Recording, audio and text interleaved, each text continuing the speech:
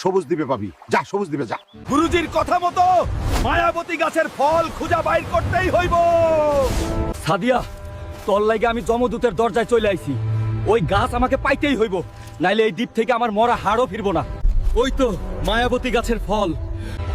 আমি মরার ডর পাই না, আমি ডরাই আমার সাদিয়াকে না পাওয়ারে। তোর আগুনে পুইরা ছাই হয়ে যামু, তাও সাদিয়ারে ছাড়া এই দ্বীপ ছাড়ুম না। মার আমারে, তাও আমি এক কদম সরমু না।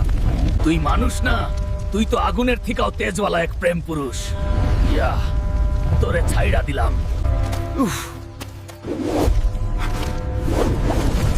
জমিদারোর পুত, এখন আমার হাড়ের না, আমার এই সবুজ হাতের কবজির জোর দেখবি। সাদিয়া শুধু আমার। আমি ফিরে আসছি, তখন জুলুমের দিন শেষ। বাইর হ জমিদারের পুত, শুকনা তোরে খুঁজতে আইছে। এই সবুজ দানব আবার কেডা? আমার শুকনা কই? কমেন্টে জানাও তোমরা। লাইক আর সাবস্ক্রাইব